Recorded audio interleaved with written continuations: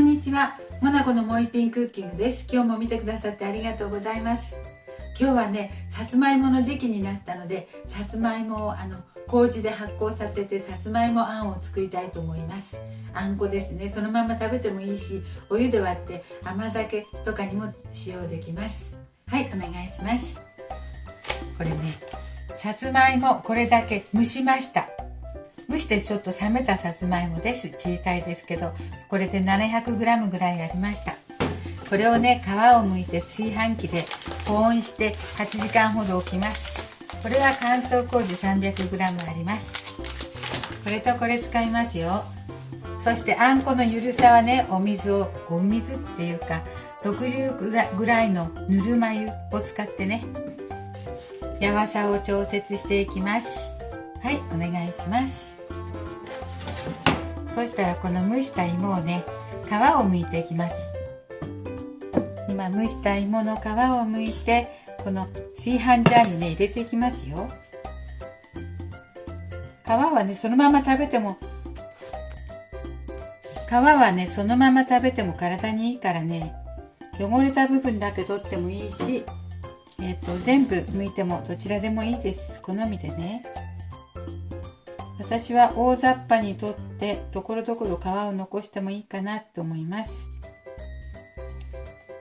自分の好きな感じでどうぞ。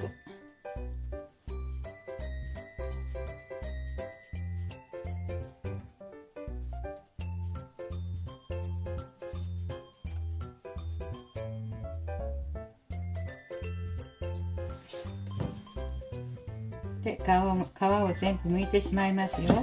はい、皮を剥きました。ところどころねついてるけど大丈夫です。これをね、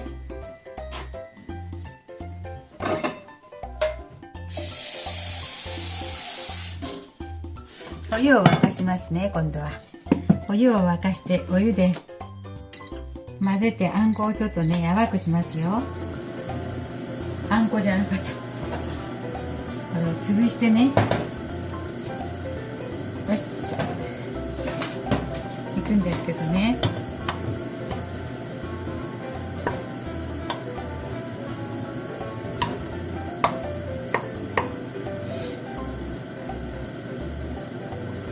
だいたいお水の温度はね60度ぐらいにします。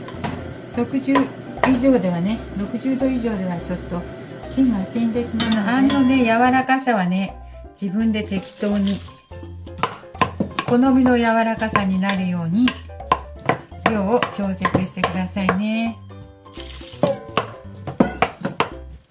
今日はねこの乾燥麹を使うので水分を吸収するので、ちょっと水の量はちょっと多くても50度越したので53度ほどになったのでもう入れますね。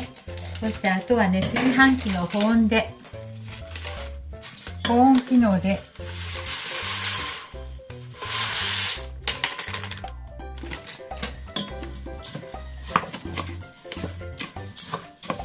よいしょ、この麹がね水分を吸収してね保温して発酵させます。今こんな状態ですけど、とろっとなるまでね、そして甘いいい香りがするまで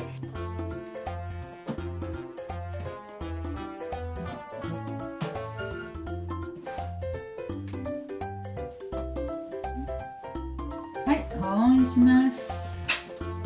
もっとなんかもして、炊飯器のねジャーの蓋をちょっとだけ開けときますね。そして8時間ほど保温します。途中でね 2,3 時間ごとにねちょっと様子見ます。でかましますね。で水分が足りないようなら60度ぐらいに温めた菜をね、お湯をちょっと注いで硬さを調節します。はい、しばらくお待ちください。はい、今日はねさつまいもと麹で、さつまいもあんを作ってました。これね、さつまいもの甘酒みたいにもできます。お湯で伸ばしてね、これきれいに潰してですね、でこのままおやつみたいにして食べてもとても美味しいです。もう自然な甘さでね、すごく美味しいです。これね60度でヨーグルトメーカーでは60度8時間ぐらいでできるんですけど、今日は炊飯器でしました。で、炊飯器はね、保温のスイッチを押して、少し蓋を開けて、4時間半ほどでこれぐらいになりました。はい、これね、気になる方はさつまいもの塊とか気になる方はよくね、ブレンダーとかで潰してもいいと思います。とっても美味しいんですよ、これ。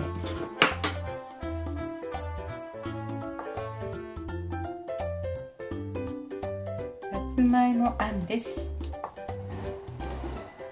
皮もね少し入ってます。ところどころ皮のところも体にいいかと思ってねしました。全部取らないでところどころ残しました。とっても美味しいさつまいもパンができました。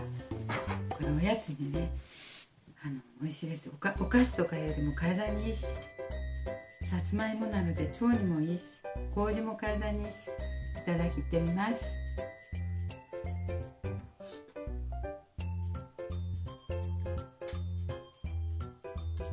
お砂糖とか全然使ってないんだけどね、すごく甘いです。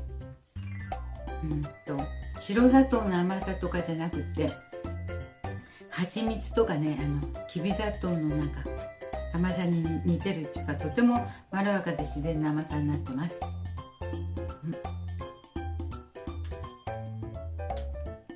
おやつとかデザートにすごくいいと思います。気になる方はこういう粒さつまいものね塊とかも潰してもらっていいです。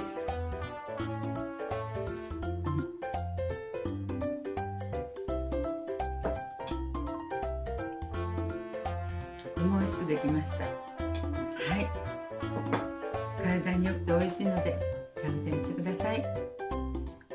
甘いけど安心していただけます。